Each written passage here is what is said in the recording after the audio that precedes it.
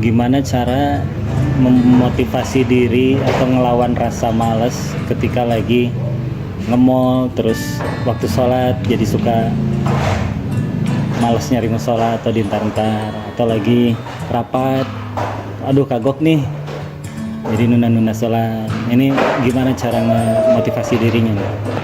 Almar'u ala dini khalilih, seseorang itu kata Nabi tergantung atau sangat dipengaruhi oleh siapa yang jadi temannya.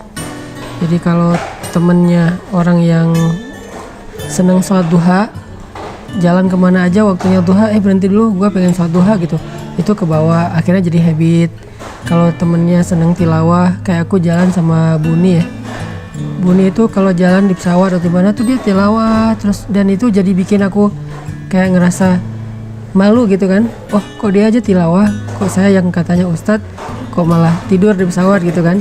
Akhirnya ya tidur. Minimal muncul rasa malu dulu, terus besok-besok kayak diperbaiki pelan-pelan gitu.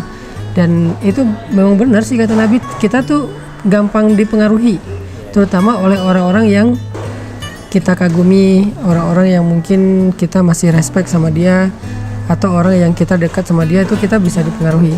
Kayak selera makan aja bisa dipengaruhi loh. Dulu pas aku awal-awal ke Bandung, aku nggak suka makan makanan yang ada lalap-lalapnya kayak sayur-sayuran gitu, karena orang Aceh kan makannya santan, daging gitu kan. Makan sayur mentah tuh jarang. Nah, karena di sini teman-teman rata-rata makannya kayak gitu, terus keluarga juga makannya kayak gitu, akhirnya jadi biasa aja dan bisa menikmati. Terus dulu mungkin senangnya yang santan-santan, sekarang malah nggak senang lagi yang santan-santan. Dulu senangnya yang aromanya rempah, sekarang malah kayak gitu-gitu udah jadi aduh enak ya gitu. Ini kan selera ini relatif ya, tergantung lingkungan. Nah dalam masalah makan bisa kayak gitu, termasuk dalam masalah amal soleh. Jadi sederhana banget, cari sebanyak mungkin temen geng yang dia punya satu amal soleh yang kita nggak punya. Jangan cari orang yang soleh dalam segala hal, itu susah. Dia hafiz, dia ulama, dia mujahid, dia orang yang dermawan, dia apa, susah nyari yang kayak gitu. Karena yang kayak gitu tuh terkumpul hanya di sosok Rasulullah, sisanya di split ya, di share ke banyak orang. Ya mungkin ada yang ahli tahajud di antara kita, teman-teman geng kita, ada yang orangnya santun, itu aja yang kelebihan dia. Dia mungkin bukan ahli ibadah, walaupun nggak bikin dosa, tapi dia orangnya santun gitu. Dia bukan ahli ibadah, tapi dia orangnya care, orangnya gampang tersentuh. Dia bukan ahli ibadah, tapi dia pola hidupnya sehat. Dia mungkin ahli ibadahnya bukan sholat malam, tapi cuma sekedar sholat duha.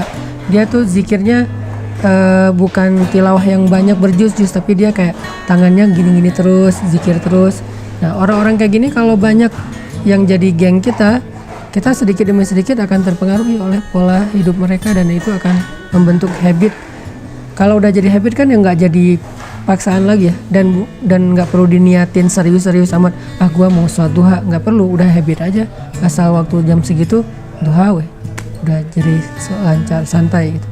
Sama kayak teman kita yang seneng baca, kita jadi ikut. Yang seneng nonton apa, kita jadi kebawa. Ya kayak aku berteman sama Enong, dulu kan aku nggak kenal skateboard, tapi karena Enong seneng main skate, akhirnya aku jadi bukan terpaksa main skate, jadi ikut seneng gitu, kayak oh seru juga ya gitu.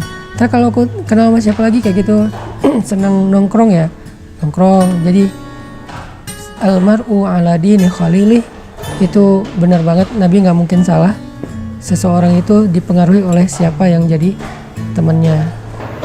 Jadi kalau mau nge-mall, usahakanlah ada 1-2 orang yang ya, biasa ngejaga kalau sholat bisa kayak gitu ya. Makanya kita kalau sama teman-teman yang soleh itu, kalau perlu kita yang jaga dia untuk tetap jadi teman kita. Jangan gampang ilfil, jangan gampang bete. Mungkin dia nggak seru kayak yang lain, tapi dia yang jaga kita tentang urusan agama kita. Jadi jangan berharap dia bikin kita happy, fun, seru, kayak renyah gitu. Kita udah punya banyak stok geng yang kayak gitu. Sekarang kita butuh seseorang yang bisa jaga kita. Yang dia berteman dengan kita mungkin nggak bisa bikin kita happy, tapi bisa bikin kita aman. Aku nggak bilang selamat ya, minimal aman lah, nggak sampai macam-macam gitu. Terus tetap sesuai dengan koridor. Dia yang jagain kita. Kadang-kadang wajah dia nggak nggak serak aja bikin kita ya udah deh nggak jadi deh gitu kan, gara-gara ekspresi dia ya. Nah orang kayak gitu harus dijaga.